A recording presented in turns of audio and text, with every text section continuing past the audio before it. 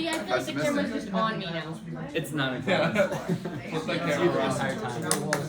Okay, so let's just go over some questions. We already went over 2, 3, Yeah, in class. 4.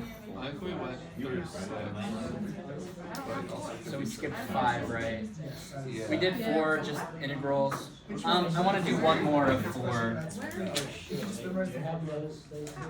Find the find the integral of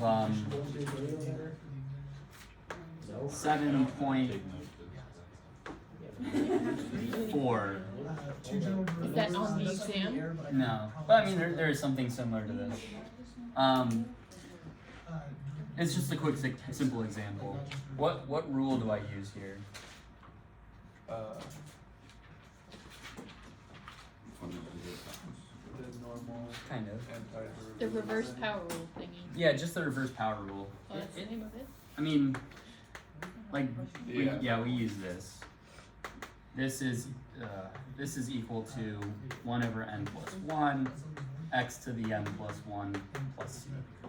And so we can use that here, just because it's like some fractional form, doesn't mean it's anything special.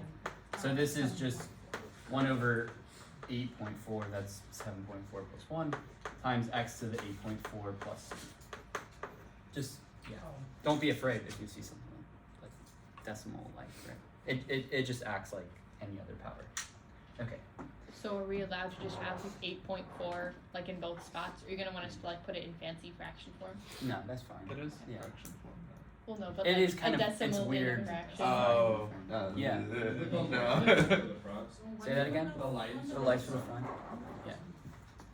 Can you flip on some of the, I don't know. It should be that for this Okay. Alright, yeah, so that's about that. We did the chain rule one, right? Or I mean the mu substitution one. It's like, Yeah? Damn. Yeah. So, 4B. 4B. yeah. Okay. Alright. Should we, let's just do one more. I mean, it shouldn't take too long. Oh. No, he says mu. Yeah, one of my Because he costumes uses Greek. before was like, Andy, why'd you say mu? I don't know. I guess it is standard to say you. But, But mu Most people sounds just cooler. use You the sound U. smarter when you use a Greek one. right? Yeah. It's like, Mu oh, substitution. okay, so. Do you write it as U or mu? Huh? Do you write? I write it as mu, yeah. That's weird. It's mu. It's just an extra line then. It looks cooler. It does look I was cool. so confused. It's easier to write as well. It's like one of those things, I don't know where you say mu substitution. I choose to chop off the M and I just hear U substitution. That's fine. That's close enough. Okay, Same so thing. I'm gonna do an example that wasn't really on the practice review. I just need to know what an elliptic is.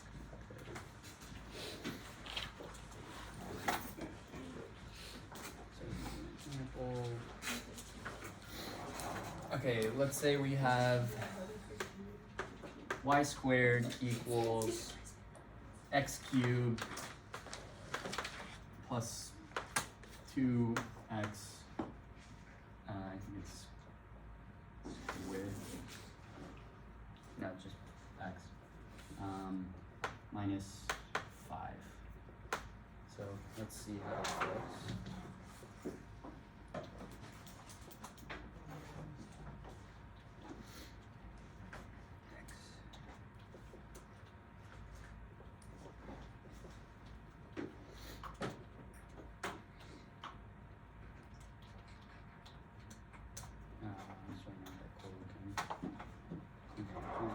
It looks something like this. I mean, usually they look cooler, but it's just like this. And let's say we want to find the tangent line at, maybe I should have come up with a better example.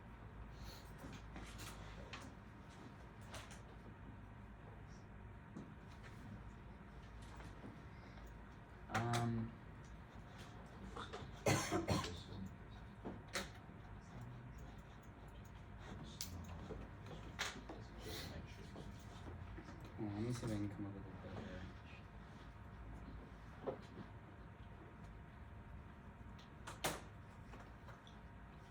You know, maybe if you need inspiration, you could use the one on the exam. Yeah, exactly. Just like change.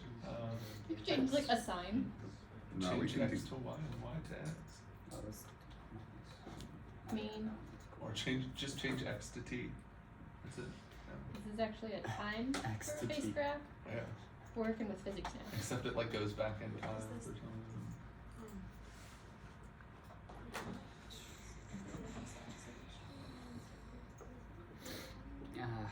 Yeah, see the problem. I mean, And you've worked through the exam one. Comes out even too. the exam one is much nicer. You could at least look at it for inspiration.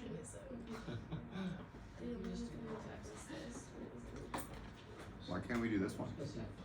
I mean, we can. It's just Just nasty. our goal is that we're gonna find a tangent. Is that true? If I plug in pi, do we get? Wait, pi. Why is it right? Trigonometry is stupid.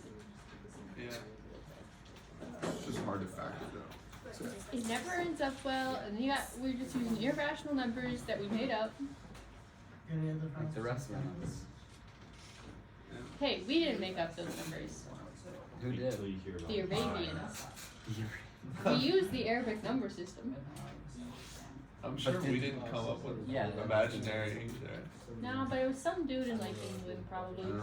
If he is English, that is fine. Yeah. Maybe French.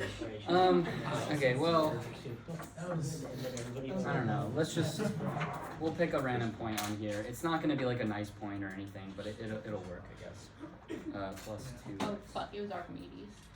What is it? What's he? Archimedes is the one who came up with pi. Is he like English or? Greek. He's Greek. It came up with pi a long time ago. He's like one like. I mean, there's a debate about who actually came up with pi, though, because Well, who you else? never. Who else are the options?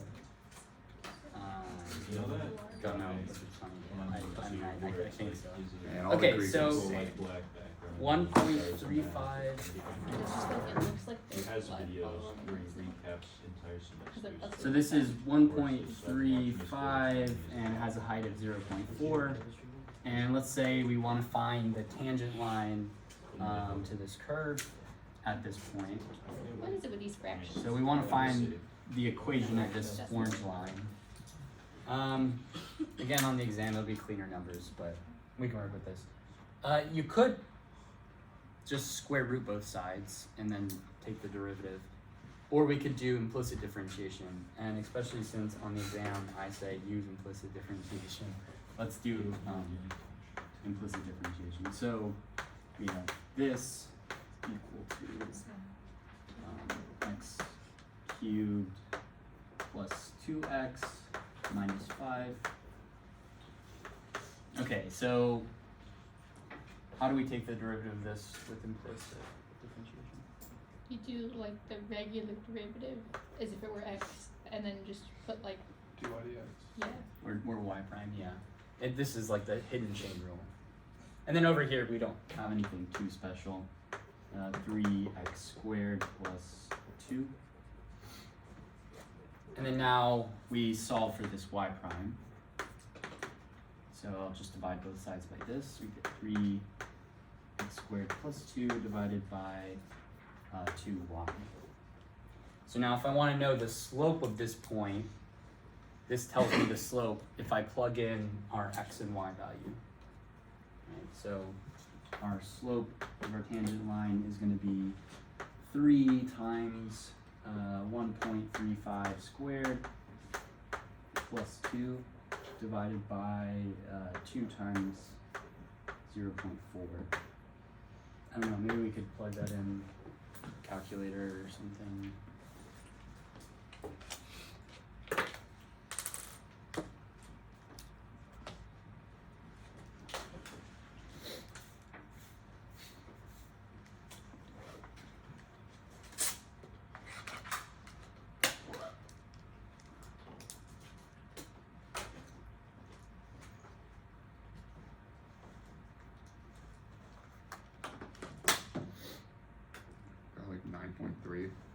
That's right. Positive, so I'm just like 9.3. 9.334. We'll work with 9.3. It's gonna be messy regardless. So now we have y equals 9.3. It's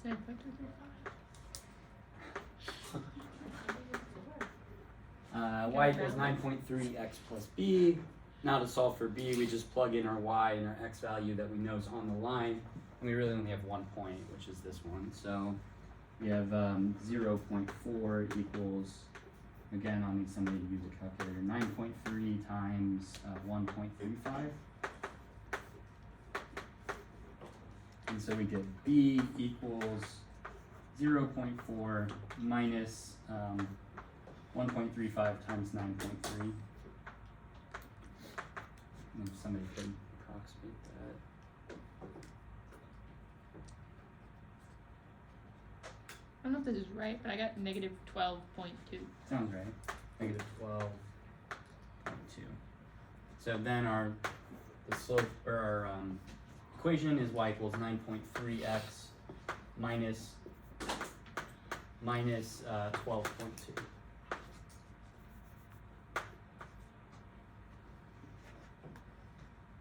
Cool. Just be able to do that. Yeah. Would you be able to get the slope if, let's say, I were to just square root both sides? Yeah, you could square root both sides, but on the hard. exam I'll say use implicit. It's too hard to square root both sides. I mean, yeah, it's not going to be like too hard, but it would be. Yeah, for you. it's I think maybe it'd be not for you. Then you gotta do like the whole chain rule. Yeah, you have to do a lot more work, honestly. So, yeah, I would just suggest doing it this way. And there'll be these curves of this form: y squared equals x cubed plus ax plus b are called elliptic curves. There'll be an elliptic curve where you do something similar. These curves were used to solve the Fermat's last theorem.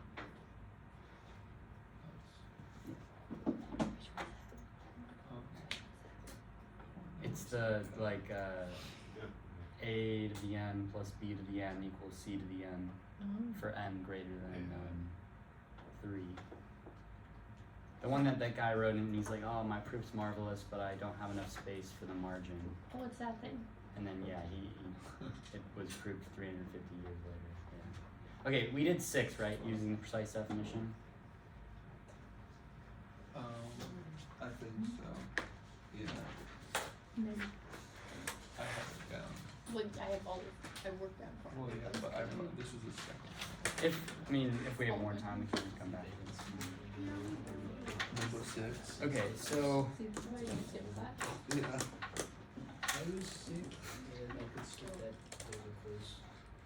Which one's on the There was a practice? quick- Wait, are you giving us the five. There's like other versions of the other questions. I'm pulling up. This the is practice this is one. the first time I read through it. So some of them are wrong, but that's the. Let's see. So, yeah, definitely skip 5. We didn't even talk about that stuff. 6 is Ooh, maybe it was a British dude. precise definition. Britannica says it was a British mathematician. Well, of course they're gonna say British people can do Britannica. that. And it was popularized by a Swiss mathematician. Okay, Um, that's why. It was Euler. What did Euler do? Euler did we talked about him. that. He did so much. He did a thing. He did a thing. He did a You thing. are the king of Was angels. he a millennial? So We talked about something. And he was all impressed by him. Didn't you make like videos? I swear to God. I remember doing I that. don't I did know. everything. he did a little bit of everything. Like he published like a paper a day. It was something stupid. Like Mine's like right up. I mean, yeah, Loser. what a loser. I wonder Euler if was you the ever saw the first to sun. introduce the notation for a function f of x. Okay, so So he's the one who made functions, and he popularized pi. I hate Euler. but did he make functions though? Just because he like was the first one who wrote it, does that really He mean? introduced the notation.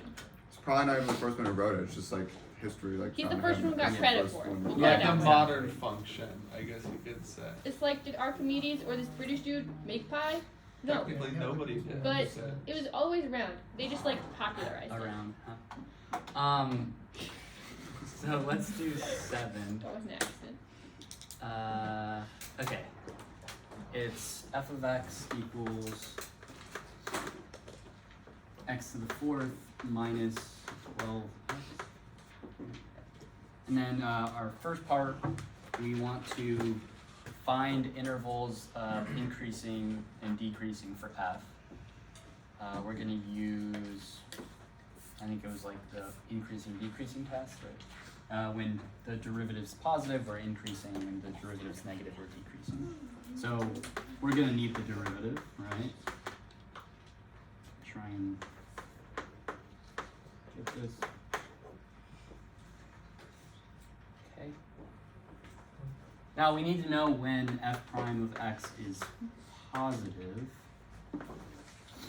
So that's 4x cubed minus 12. I think what we usually do is let's just find when it's equal to 0, and then from there it'll be easier to find when it's positive and negative. So let's find when this thing's equal to 0. We have 4x cubed minus 12 equals 0.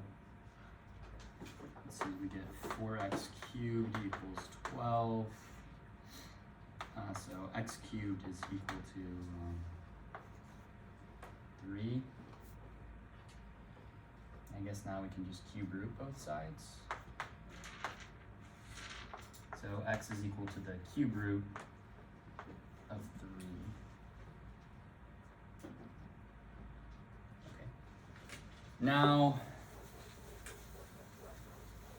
to see when it's positive and negative, I'm going to do like a sign chart. Sign charts are really like hand wavy, but I think you kind of can get the gist of it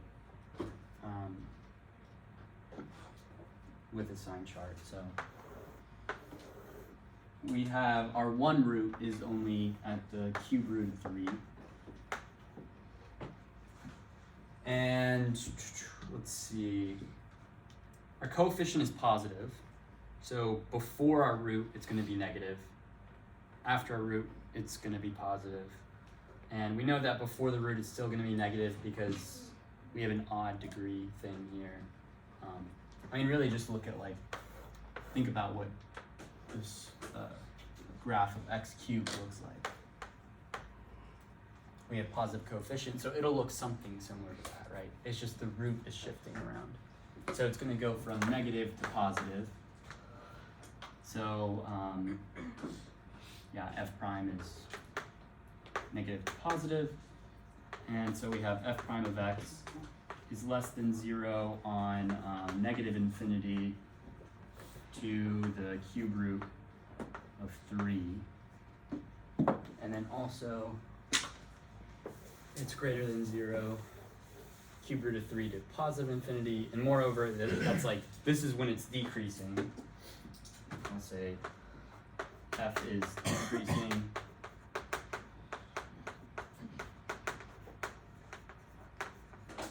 And then f prime of x is greater than 0 on cube root of 3, positive infinity. F is increasing. Okay. Are the numbers going to be nicer than that on the exam? Or are we going to end up with something like the cubed root? It's nicer in the sense that you don't have like x cubed here, but What do we have? It's squared. Dude, even that's better though. I think is an x cubed is there, or not cubed here. It'll be x squared here, so you'll have an x cubed up here. But maybe okay. What I'll say is like It's not like you're really doing anything with the numbers, so it's not that bad. the power kind of changes how you solve for your roots, right? So let's do another example that might be a little closer to what will be on the exam. Are you going to do part B first?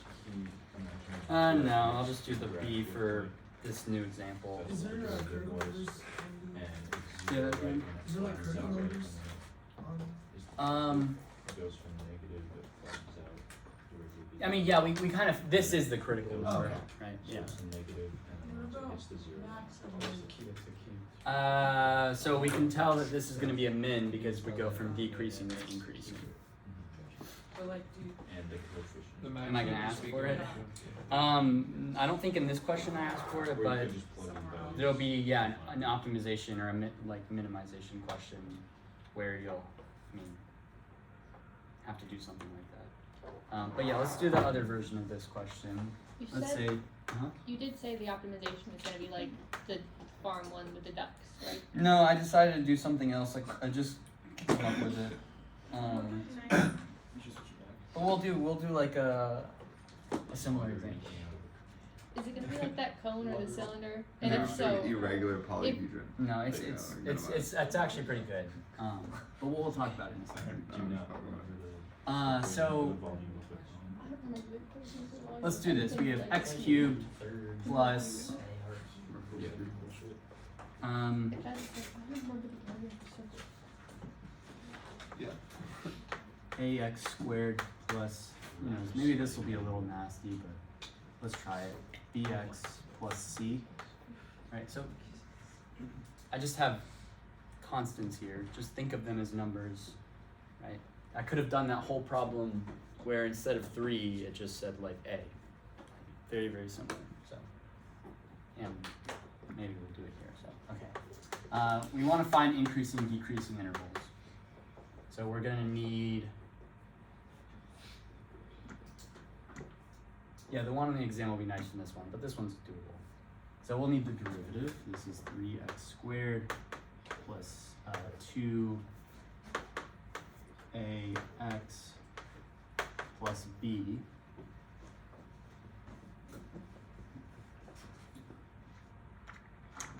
The one on the exam's a lot nicer.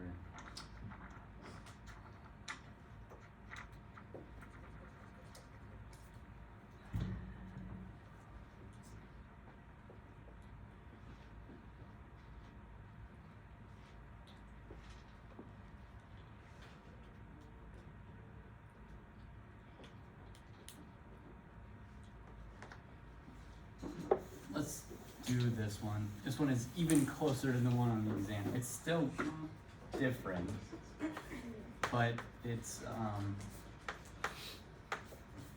very close. Okay, we're gonna need f prime. 3x squared plus a. I think this needs to be minus a, which makes it, again, even closer to the one on the exam. There's really not much more to change. Okay. Now I need to find when is this function positive and when is it negative. Let's solve for when it's equal to 0, and then let's make a sign chart. So we have 0 equals 3x squared minus a. How can I solve for this? I can either just solve for x, or I can like factor it, right? Move the a over and solve for x. Okay, let's just solve for x, yeah. So a equals 3x squared. Now we have a divided by 3 equals x squared. So that tells us x is equal to plus or minus the square root of a divided by 3.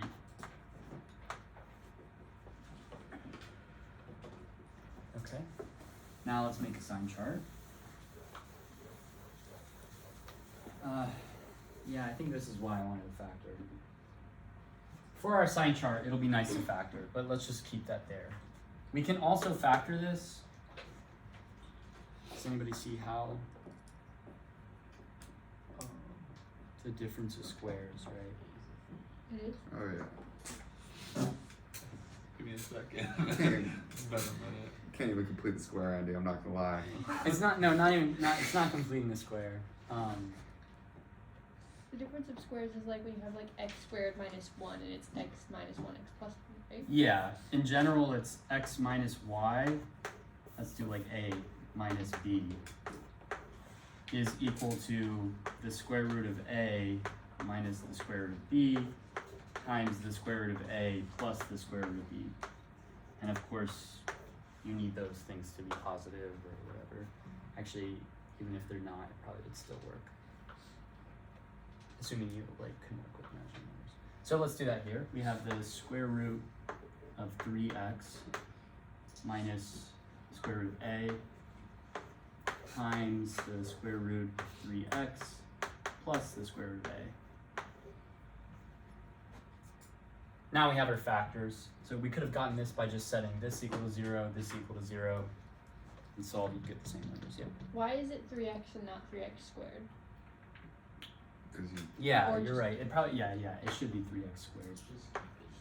Yeah. So what I think what I was kind of getting at, again, the one on the exam will look better than this, but it'll be the square root of 3 times x, and then square root of 3 times x.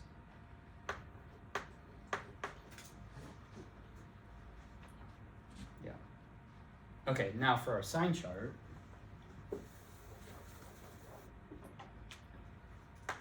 Let's put down our roots.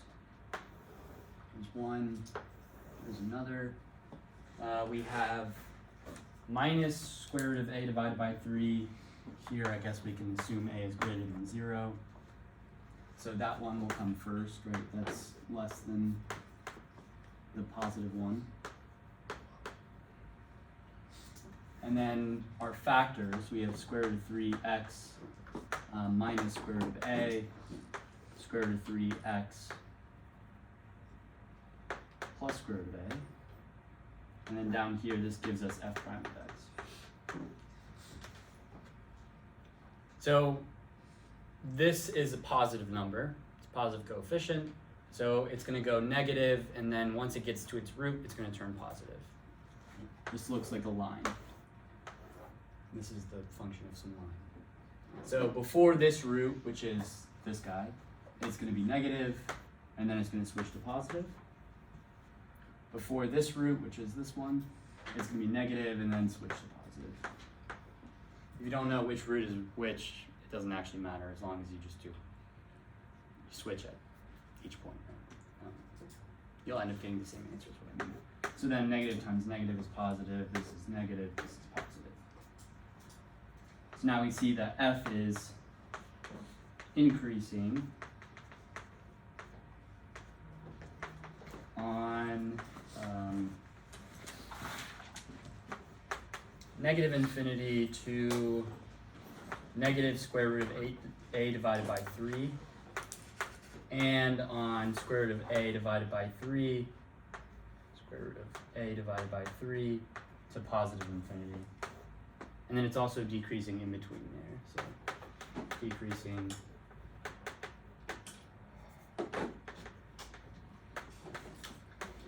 negative square root of a divided by 3, square root of a divided by 3. Okay, so maybe be comfortable with working with constants like that. Okay. Questions? do you suggest using a difference of squares like Yeah. tactic because then you can do the sign Then chart? if you use difference of squares, you do the sign chart. At least doing the sign chart's easier. You could kind of Plug in, but you that could would be plug hard. in between. Yeah, it just feels like more work. It might not actually be, but Might be in my head. I would suggest difference of squares. It's easier for me to visualize, so that's usually what I end up doing. Yeah, But I if like it's I if do it's a like big the thing, then- visualizing. See, my logic is I could be like, okay, well I know 0 is going to be in between the negative and the positive ones. Yeah. Is that, and then I just find like, What it'll be at. Yeah. assuming a is some actual number, I can be like, okay, well negative 4 is less than that. Yeah. And I can plug And it in. which, I mean, A is pretty much some number, right? I don't know, just don't be worried. It's hard for me to say just don't be worried about the constant. But like, Is this problem constant. gonna have a constant? yeah, this problem will look very similar to what we just did. There'll be one thing slightly different, which will make it easier. It won't be algebraic, or is it still gonna be like? that I added a constant? constant here is what I did. I added some constant there. Not a general constant, but I added a number there that will make it 2x. easier. 2x cubed. Nah, it's So gonna it could be, be 2x. it's gonna be 4. No, it's gonna be 2x Because cubed. no, because 4 is like you can find the square root of 4. You'll figure it out tomorrow. It's gonna be 4. Okay, so let's do part B. Part So B. I'm just gonna do that. So B is finding concavity and our points of our inflection points. So I want to find concavity, which when working with concavity, we need the second derivative, right? So I already erased the first derivative. Our first derivative was 3x squared minus a. So the second derivative is 6x. Sweet. Now we don't even have to worry about constants, right? So, yep, now we need to know, when is this guy 0? Well, that's just when x equals 0. Now we could make like a sign chart. Maybe we'll do that anyway.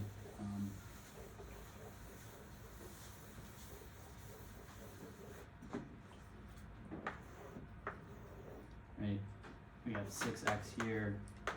This is what f double prime x is. Our root is at 0. 6x, this is just the line like this, right? The coefficient is positive, so it's going to be negative before the root, positive after. Negative, positive, and so is our f double prime. So like maybe our sketch of f is that it's concave down on negative infinity to 0, and it's concave up on 0 to infinity. And then what about inflection points? Do we have any? 0. 0. Yeah, we have one at 0 because it changes from minus to positive, so x equals 0 is an inflection point. And if you like did the second derivative and you just got like 6 or something, would it be no point of inflection? There would be no inflection points, but you would just be concave up the entire time. Okay, that makes sense. I don't know, I think it's kind of cool that there's constants in here because we see that in the second derivative, they don't care. It doesn't care what your constants are. It's always concave up on negative infinity to 0, no matter what constants I put here. And I don't know, maybe that's kind of interesting. Maybe not. Okay. It's taller. Right, yeah. That's that. 8. 8. Can I have that eraser back there? Yeah. Missed it. It wasn't me. Ah, see, look at that. Oh my gosh, beautiful. Okay, so I think we're on to 8 now. What is in that like cloth though? It's just a microfiber. But wrapped around what? Oh, Just I a think sponge or just like a something. sponge, yeah. Or would like a block. It's originally for like buffing cars or something, but it works good as a chalkboard eraser. Okay, so we have a box, and it has a fixed ratio between its length, its width, and its height. In our example, in the practice exam, that ratio, you'll have a picture, so this will be kind of nice. Which this picture is certainly not going to be to scale, but we have its, let's do the length first. The length is L. Its width is 2L, and its height is thrice the size, which is 3L. Oh well, we're using fancy words. Yeah, I think last time I made this exam, I just really wanted to say thrice somewhere, so I said thrice. Okay, and we know that L is changing at a constant rate at 2 centimeters per second.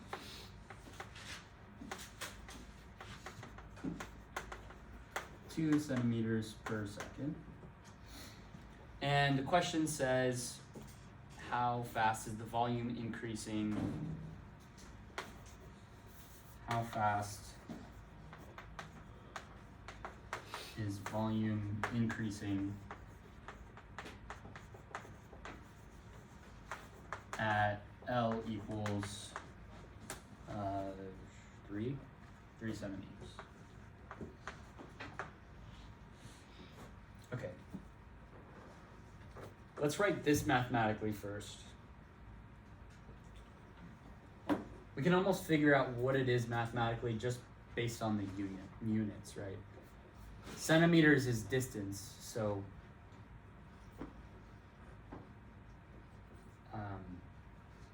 it's, what am I trying to say? Changing distance per second. Yeah, so we have a change in centimeters per second.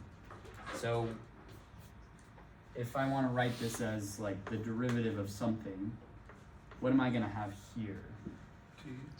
T, yeah, it's in changes of seconds. And then we're really, we're just changing the length L, right?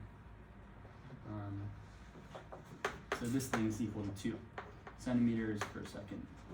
Maybe you could write that as this. I think most of the time I write it like this, 2 centimeters per second. Okay. Now let's write this part mathematically. How fast is V increasing per second, right?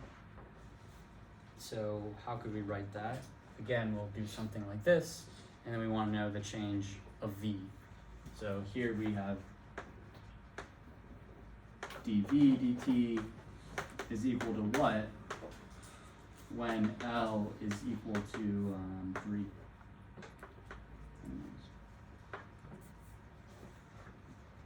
Okay. Well, what is volume? What is volume of a rectangular prism? 6L. Base times width times. Well, yeah, more generally. So yeah, width times length times height. And in our case, our length is just L.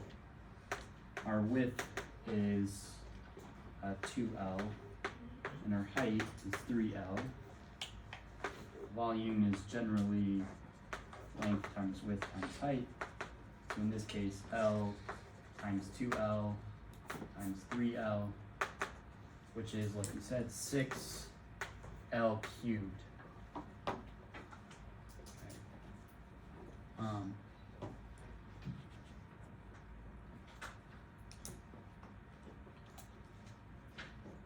Okay, but we want to know what the change in volume is.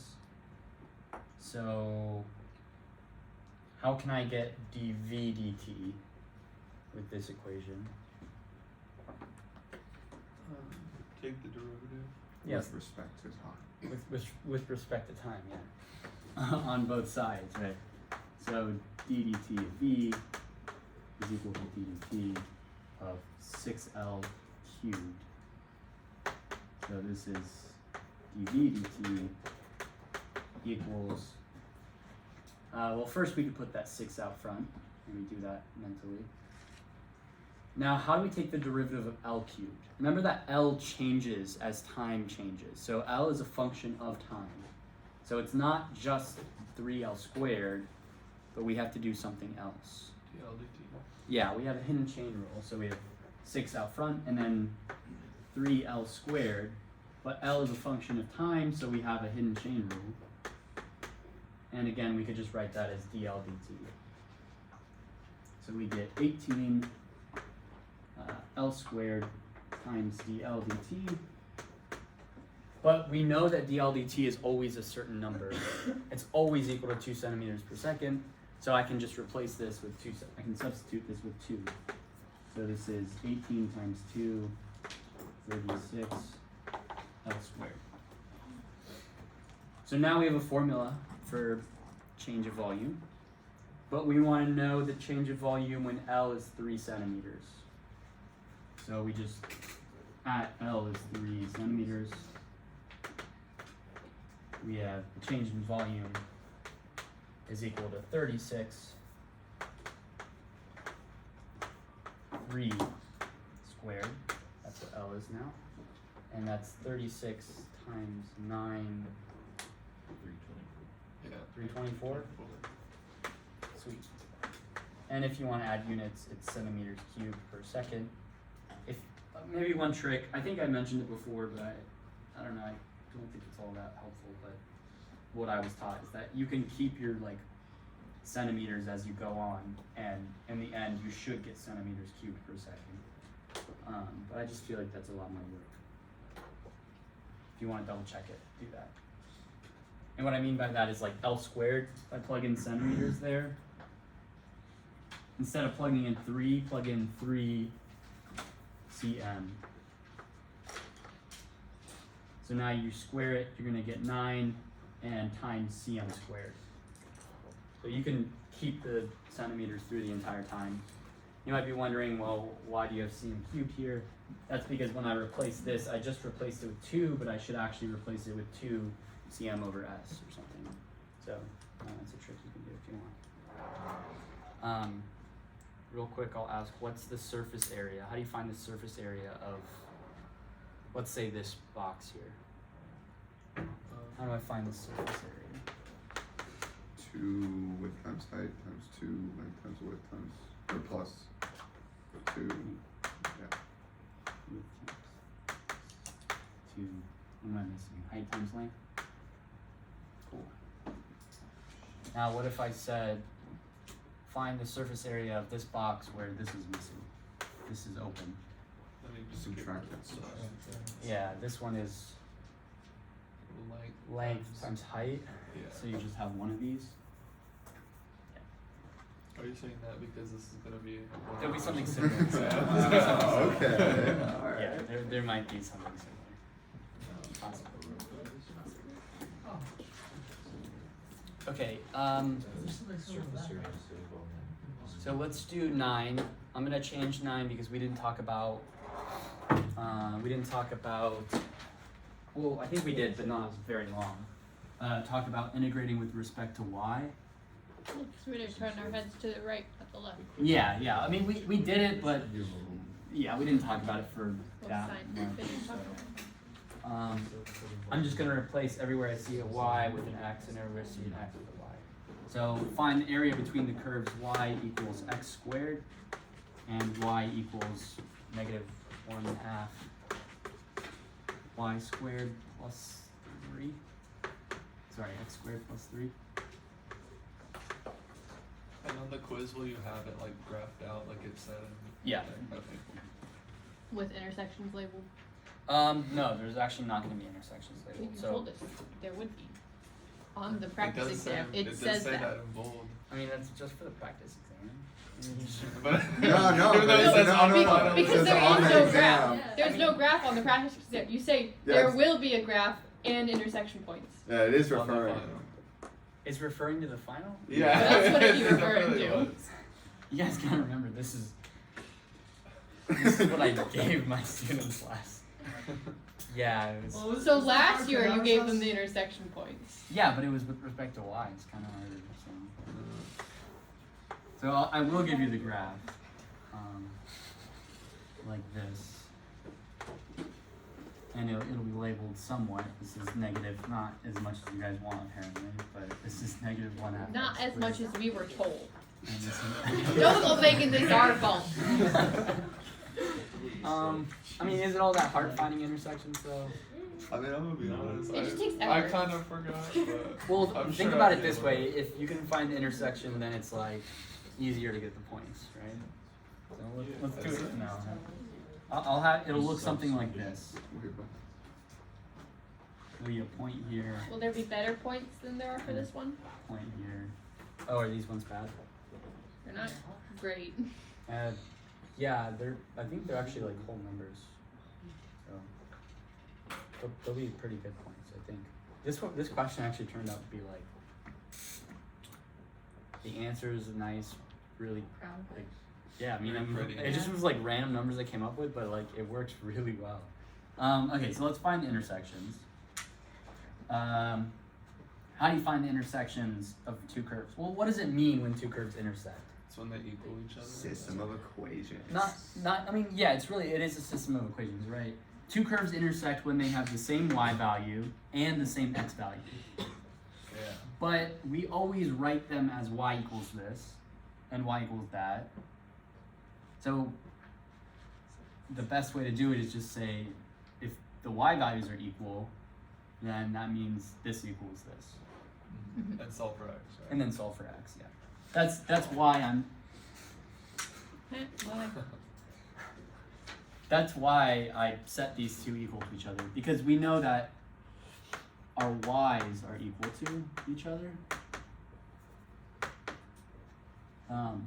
And so then we get this,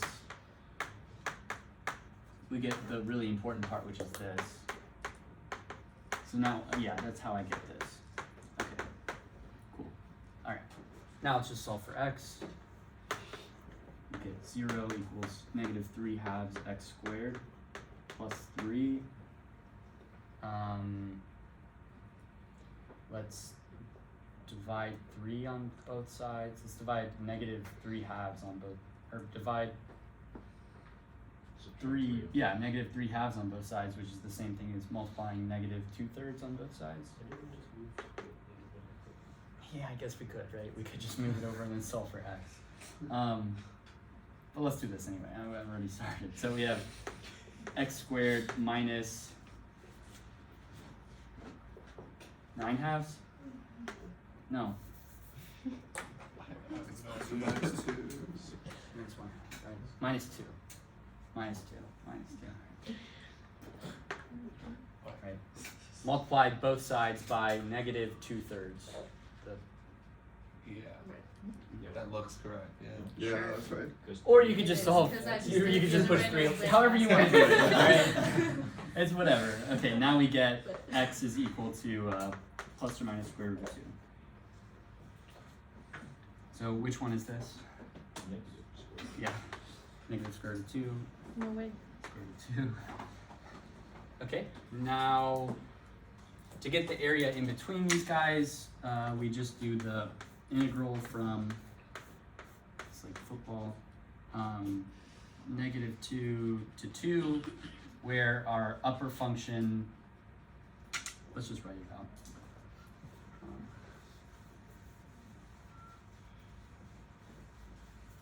So we have integral from negative square root of 2 to square root of 2 of our upper function, which in this case is what? Negative 1/2 x squared plus 3. Yeah. Minus our lower function, which is just x squared. So then we get the integral negative square root of 2 to square root of 2 minus 3 halves x squared plus 3 dx. It's the 6.9. You should tell me the 0.9. Is there questions on where this formula came from? No? Okay. Now we just integrate. What's the antiderivative of this? The first term? Negative 3. 1/2 x cubed. Integrate Plus this 3x. term. Yep.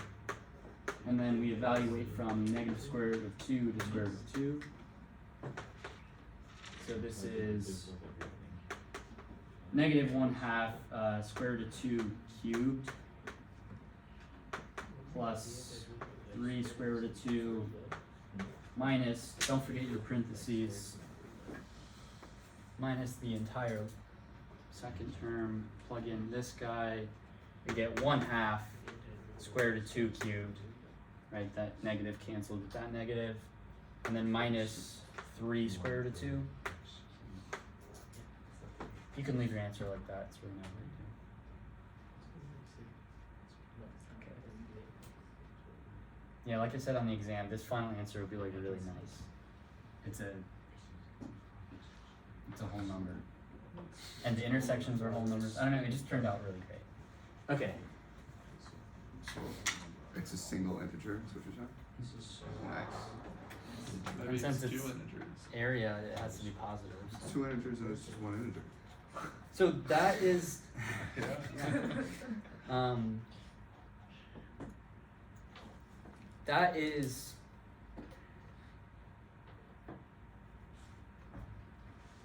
everything on the practice exam. You did it again. What about other example problems that may or may not be? So, other example problems. Like the not duck related optimization problem. Yeah, let's Yeah. do that one. The optimization one. So, 7.5. so the optimization one, I have.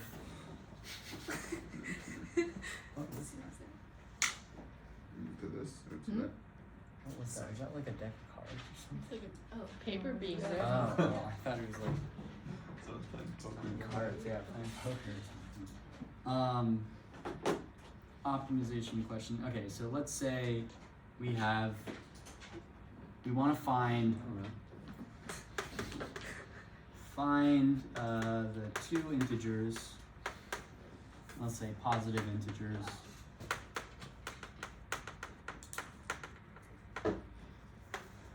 whose product, I'll say two integers x and y, whose product x times y is equal to 32, and whose sum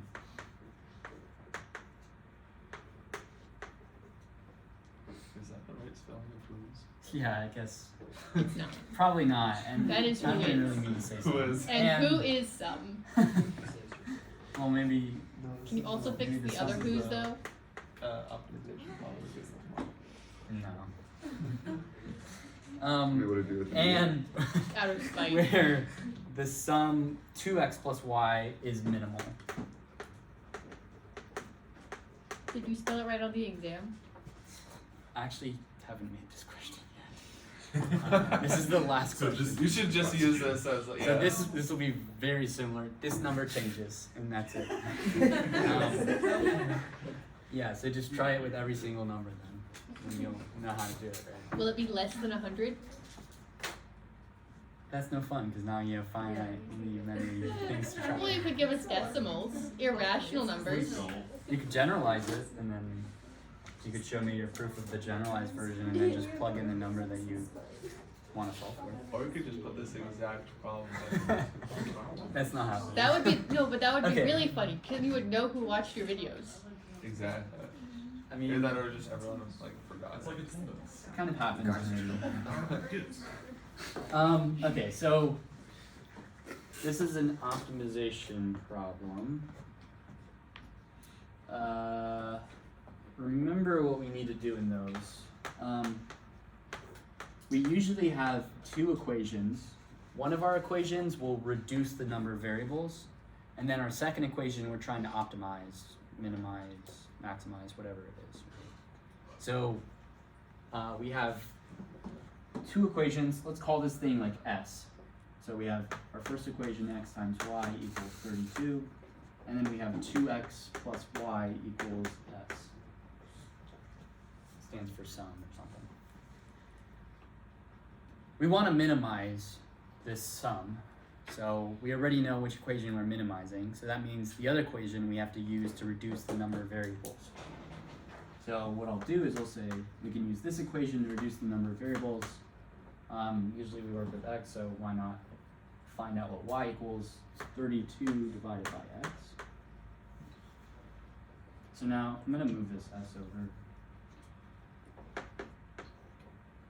So now I can rewrite this as 2x plus 32 divided by x. Okay. Now I want to minimize s, so we take the derivative, set it equal to 0, find its minimum and maximum. That whole optimization process, right? Optimize.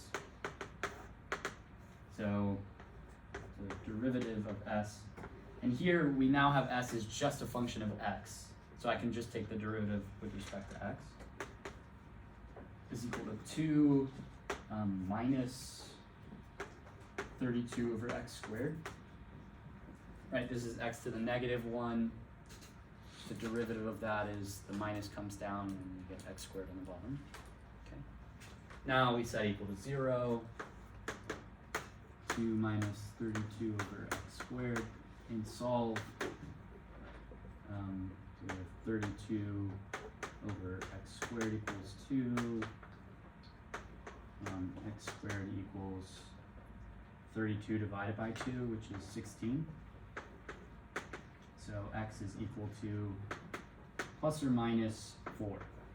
Right, square root of 16 is plus or minus 4 in this context. But what do we know about x and y? What do they have to be? Positive. They have to be positive, yeah. So we can immediately get rid of this. So we have x equals positive 4. We found one of the numbers. How do we get the other number? Plug it back in. Plug it back in. And we get, I'll do that here, y equals 32 divided by 4, which is 8. So those are our two numbers. Yep. Then do you just plug it back in to find what the S is? I actually don't ask for what the minimal sum is, so you don't have to, but if you're interested, you could. Looks like it's 16, right? Yeah. Yeah. So the minimal sum is 16. Kind of cool. Not that bad of a question. No? Makes sense. Maybe better than the ducks. It's more like theoretical. But It's like not the same duck idea. related. Yeah, no ducks. Just make it all about find the number of ducks where you take the product of the number of ducks and then you get 32 ducks. You have 2 And if pens you full of take ducks. 2 times the first number of ducks plus the second number of ducks, you get a minimal number. But you would want a maximum number of ducks because ducks No, are because amazing. that reduces the fine that you get for This is the the police one finding that the stolen we duck saw. collection. Yeah, yeah, that's right. This is to optimize profit, and you don't want to steal that many ducks. So Was efficient. Then you So- gotta feed them. It would have to be whatever the fine is times It's gonna be like 2 positive integers. it'd be like those 8 exam, right? times however many ducks you have minus the fine. That's how you would find your maximum amount of duck profit. Profit, if you will. Well, wouldn't that be an unlimited amount of profit? yeah, you have a question? You find the y is Is that just like that what? like when you optimize it, like how you got the 8, is that like so x equals 4 and y equals 8? Yeah, your answer. Yeah, I mean, we found x equals this by this solution, and then you can find y by just plugging in what you had for x. And this would be your answer is this pair, Okay. 4 and y. And technically, you'd have to say that 4 is the number that you double. So. Do we have to put like 4 is doubled, or can we, if you like If you see just our wrote math? x Four equals equals 4, it'd be fine because of the way the question was set up. But yeah. Okay, so now let's do an integral question.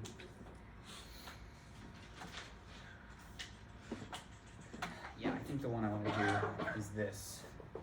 This is kind of the setup of the question. I say let n be a positive number greater than 0.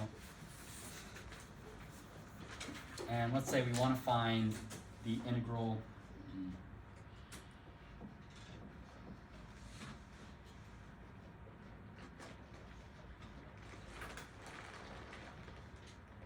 it just doesn't work as well with this question, but yeah, we'll just do it anyway. Let's say we want to find this integral. The next thing I say is, notice first that the function is even. The function f of x equals x squared is an even function. And so we saw in class, this gives us this property. It's the integral from 0 to n of x squared dx times 2. But you can just tell it's 0. Like, isn't it? Wait, what? It's just gonna be It's 2 gonna n squared. Is it? Wait, Yeah. No, this is even. So it's, I mean, it's like, it's a parabola, right? Yeah, and then but negative n and n, and it's gonna be like two even intervals on each side, so it's just gonna. It's not gonna be it's not gonna Oh. be 0 because they're both positive. Yeah, Fair. that's true for Oh. odd Wait, maybe. numbers. If it was like x or odd functions, if it was x cubed, then we would have this negative area plus this positive area would be 0. Are you gonna tell us it's even? Yeah, I'll say notice this function's even, so we have this. And you're gonna give us the second part too, like the 2 with the. Yeah, you'll pretty much you'll have all of this, Okay. and then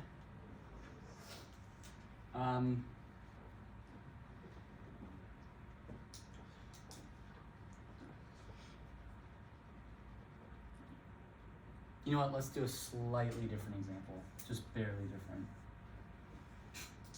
Let's say we're doing the absolute value of x. I think this is more useful to look at anyway. The absolute value of x. Notice the absolute value of x is an even function. So again, we have the integral from negative n to n. Absolute value of x is just 2 times the integral absolute value of x from 0 to n. But also we know that the absolute value of x is equal to x if x is greater than or equal to 0, and negative x if x is less than 0. I think I'll say this as well. So now we can rewrite this further. This is kind of what I want you to do in the exam. Rewrite this part. How can I rewrite this?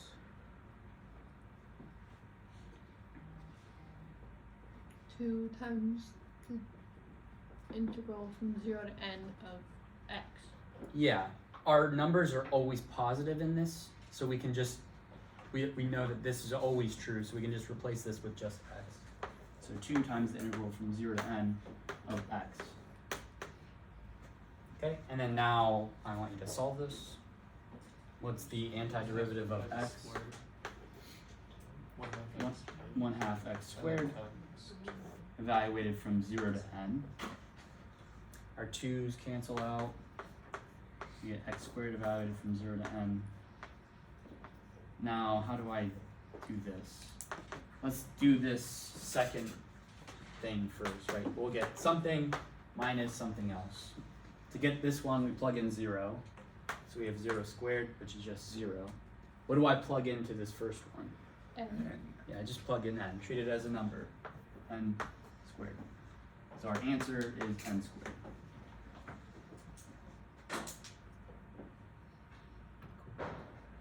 And then the final thing I'll ask is,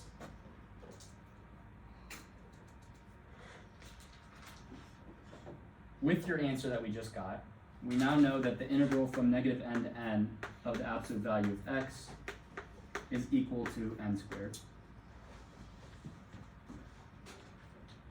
With this answer,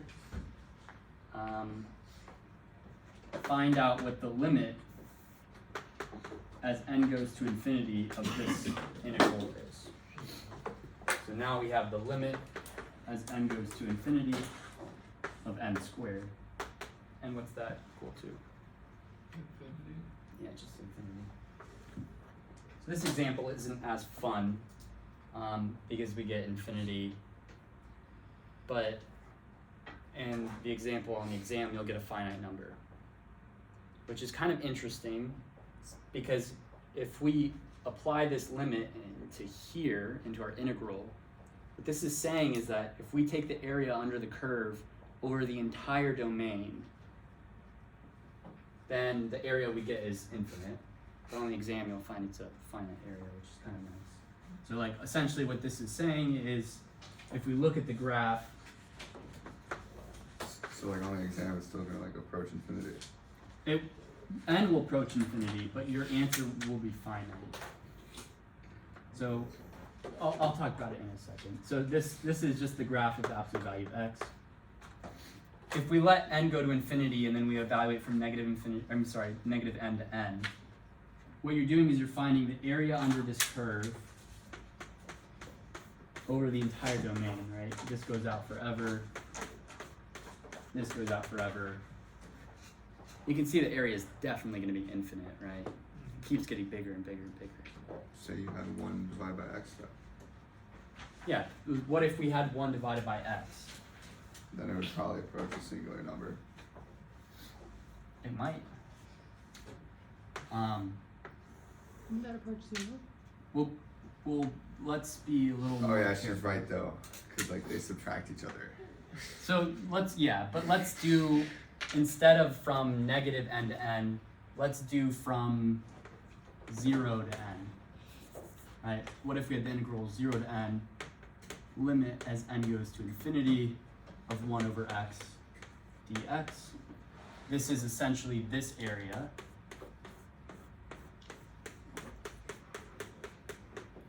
And this little tail will go on forever. It's possible this is finite. It actually turns out it's not. It turns out it's infinite.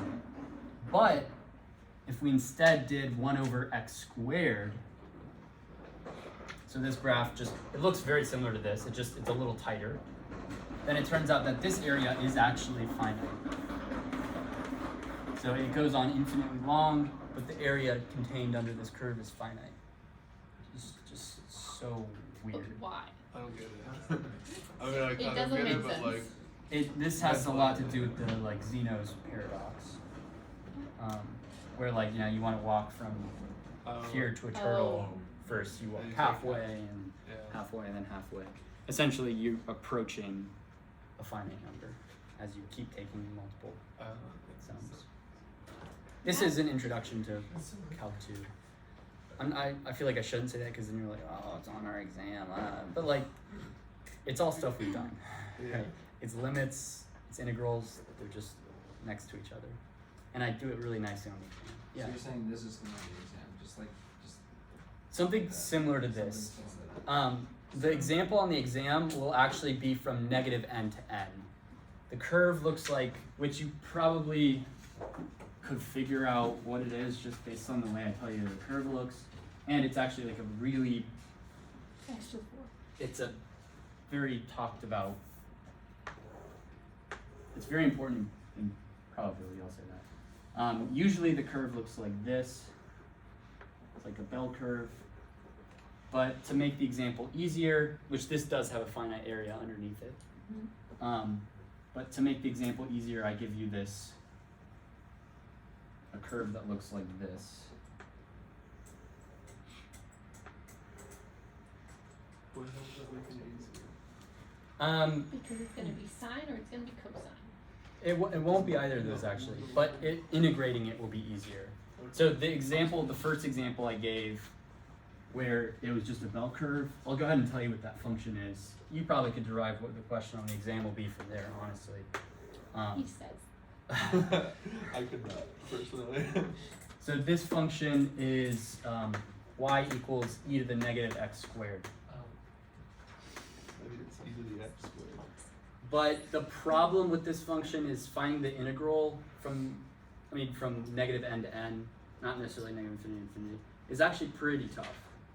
You don't use standard techniques. But I modified this a little bit, and you already saw something else that might be to use. I modified this a little bit so that the integral is easier to take. But it would be, for an example, something like this, negative n to n. Again, don't try this because this integral is hard. Really tough to solve. But the one on the exam, the graph actually looks like this, and it's easier to solve, and it turns out this area underneath here is finite, even though it goes on infinitely long. It's just so, infinity is really strange. You shouldn't use intuition when you're thinking about infinity. It's kind of what I've found. Okay. That's pretty much it. There's one more question about right endpoints, left endpoints, midpoints. I feel like we talked about that recently enough that we don't have to now, unless you guys want to. It's up to you. Like the Riemann sums. Yeah. So is it gonna be all of them? Like right point, right, left, and midpoint? Yeah. Find right endpoints. you'll have 5 rectangles. Find the approximate area using right endpoints, left endpoints, and midpoints. Could you go over the midpoint one? Yeah. Do we have the quiz for that? Or is that the one you just haven't gotten back to us? That's the one I have not gotten back. But the good news is, I mean, I looked over it a little bit, and people did, on that question, people did particularly well. So Yeah, but like we can't study that. yeah. I mean, how much time would we have to study it anyways? I mean, the test is in I could like like. look Yes. over it and then I would feel like I studied it. Though. That's true. Whether or not I actually I just do, gotta but I remember would my feel rights and like my it. lefts. Right-handed Raymondson is an under approximation for an increasing function. No, it's On an an over. increasing function. Right-handed Raymondson is an over approximation. Yeah. Not actually always true. Okay, but you're gonna tell me for some crazy reason. No, I mean, it's an under approximation. Right hand is an over approximation for this curve. For an increasing, but for a decreasing curve. This curve is Oh, increasing. oh. It's about concavity. It's about concavity. It's not about increasing, decreasing. I So see. you're pretty close. Maybe that's a good extra credit question, and it's probably too late. Oh yeah, yeah. Put it up now that we talked about. Okay, so let's do the area under x squared from -1 to 1 with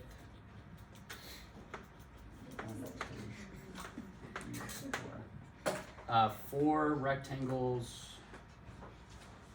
and then we'll do the 3, right? Right endpoints, midpoints, and left endpoints.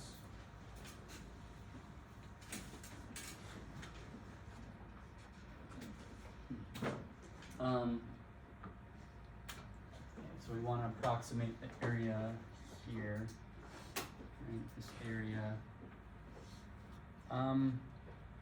Let's do right endpoints first. So this is our first interval. We take the right endpoint, which is the right endpoint. So that's going to be a 0.5. Right, we split up these. Ooh, no, that's wrong. Let's do 5 rectangles. I think that's actually more close to the exam anyway. 5 rectangles, so that we get 0.5 here. And then the right endpoint of this second interval is 0. The right endpoint of this interval is 0.5. This one is supposed to be negative. The right endpoint of this interval is 1. So, and I give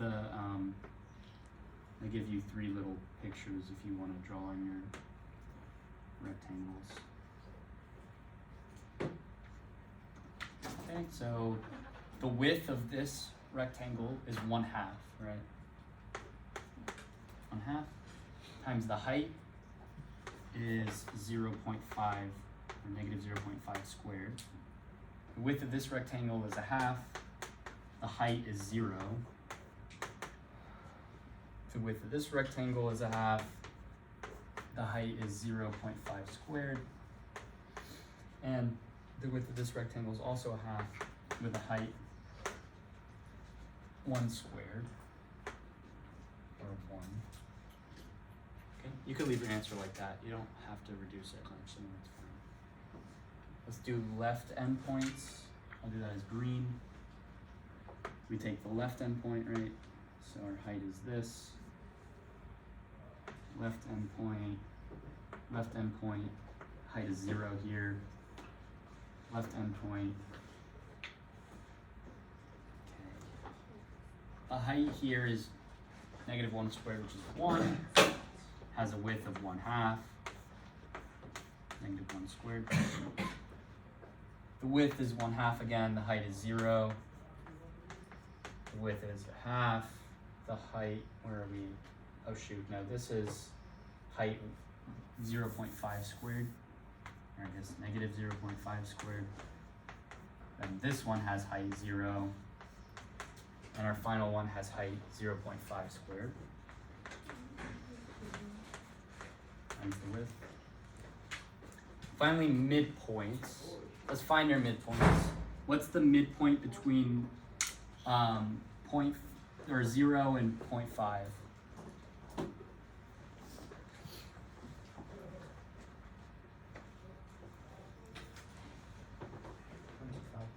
0.25. midpoint between 0.5 and 1. 0.75. Yep.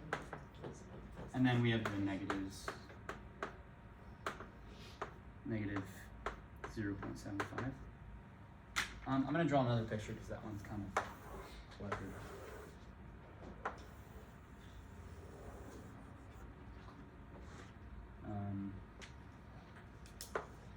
One, negative 1, 5.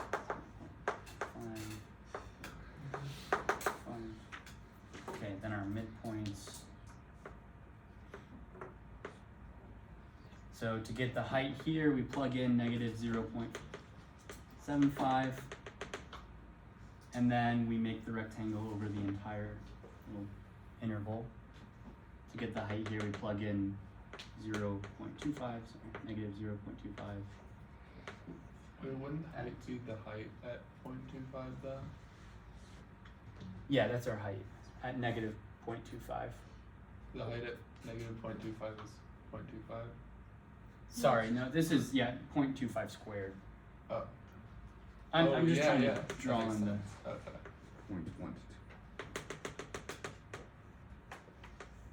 Yeah, so here the width is still a half. And then the height is negative 0.75 squared. Our width is a half, the height is negative 0.25 squared. The width is a half, the height is 0.25 squared. The width is a half, the height is 0.75 squared. And again, you don't have to type that in a calculator or reduce it or whatever, that's fine. Okay, other questions? You know the fundamental theorem of calculus? I think so. That's just derivative and antiderivative pretty much, right? That they're like linked to each other. Yeah. Can you just verbally say it? What the correct answer Is is? it like something that you can't Um, verbally say? I just feel like like- it's kind of like just a. Or Well, like summarize Part it. 2 is the antiderivative from a to b, or I'm sorry, the integral from a to b of f is the antiderivative of f evaluated at b minus the antiderivative of f evaluated at a. That's part 2. Part 1 is that the derivative of the integral of f is equal to f. Fact. This is what I Okay. So if you find the integral, then take the derivative. It's the exact same thing. It's whatever It's what was inside the This is integral. the Yep, one between all the of them. integral. Other questions? Like, I know how to apply. Yeah, right. Oh, X yeah. to the Also, earlier for related rates, formula. was, you mentioned like a Since it's, surface area problem. Yeah, thing is X squared. yeah, there, Yeah, I did do that. yeah, That is correct. Because there might be one one is like that. the triangles as drawn from the right. And the Other other questions? triangle That one is Squares as Yeah. drawn from the It's right like along the versus same squares lines, drawn I guess, from do the we need left. to know, like, related rates, like, in conjunction with surface area, or is just looking at surface area? I mean, it would be related rates in conjunction with surface area. So just basically applying it to surface area. Either. Yeah, instead of volume. Yeah, like maybe try that as another example problem. Do that exact same problem we did, but instead find surface area, and then maybe get rid of a couple faces or something. Yeah. Because it's just It's from definitely a On the surface front area page. problem minus the face or two. On the front page of the exam, how many Oh yeah, I'm gonna give you guys the chain rule, and then the other derivatives I gave before. So like the derivative of 2 or a to the x. Is that what you're asking? yeah, and then Yeah. how many like trigonometric ones? There's really not a whole lot of trig on this exam. Yes. Is there gonna be like L'Hopital's rule or anything? There is L'Hopital's rule in the extra credit. Let's go. And it's just something impossible to derive. No, it's It always is. we did it in class. We did it in class. I like the so- extra Well, we also credit do a lot that of weird was things in multiple class. choice. Yeah. We talk about ducks in class. Yeah. I like the extra credit with multiple choice, but people Guess. guessed on both, and then got it right. And then I had to say, I'm sorry, but you guessed on both, so I can't give you points because nobody else guessed on both. Well, no, you just give them points for one of them. No, because they had a better probability of guessing right because they guessed on both. Well, like if I Right, did the so- math for both Yeah, though, and I check got the one math right, major. one wrong, I Come on didn't now. circle one. Like, Well, then am I'm I gonna not give him the getting- wrong one. Yeah. I If think you you should did only the give math and you did one wrong and I see you did the other one right, I probably would grade it. But I mean, But if I do, what if I do the math and I do the math right for both of them? I get neither of them right. no, you'll get one right if you So show what's your the work difference or if you something. guess? You don't say you can't guess. Well, I actually do. No, I don't say you can't guess, but I say only circle one. Yeah. Are we gonna get like all the stuff we did back tomorrow? Oh, I mean, everything I have that's like graded is here. So It's not the stuff that's not graded